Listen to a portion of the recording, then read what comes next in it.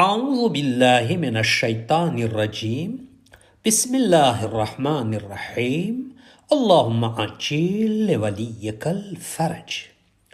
हज़रत अमीरुल मोमिनीन अली इब्न अबी तालिब अलैहिस्सलातु वस्सलाम નહજુલ બલાગાની અંદર હિકમત નંબર 146માં ઇરશાદ ફરમાવે છે કે તમારા ઈમાનને સદકો આપીને બચાવો, તમારા માલને ઝકાત થકી બચાવો અને તકલીફો મુસીબતોને દુઆ થકી દૂર કરો.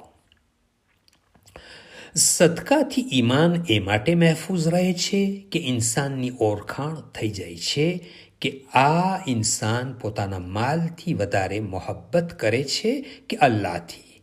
જો તે અલ્લાહથી મોહબ્બત કરે છે તો તે પોતાના માલને દાન કરી લોકોની મદદ કરશે, અને જો તે માલથી વધારે મોહબ્બત કરતો હશે તો તે કદી પણ દાન નહીં કરે. એટલે ખબર પડી જશે કે તે માલનો પૂજારી છે, અલ્લાહથી મોહબ્બત નથી કરતો.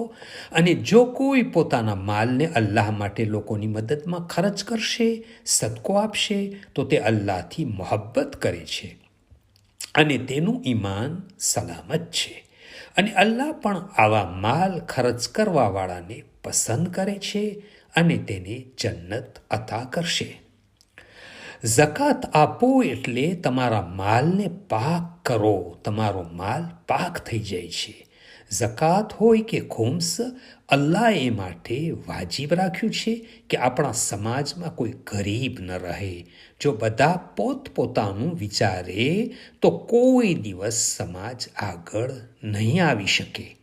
તો સમાજમાં જે ગરીબ છે તમે તેને માલ આપો અને તમારો પૈસો પાક કરો. અને જે લોકો ઝકાત અને ખુમ્સ નથી આપતા તેઓનો પૈસો પાક થતો નથી. اللهم صل على محمد وآل محمد وعجل فرجهم. From Fountain of Ahlul Bayt alayhim salam.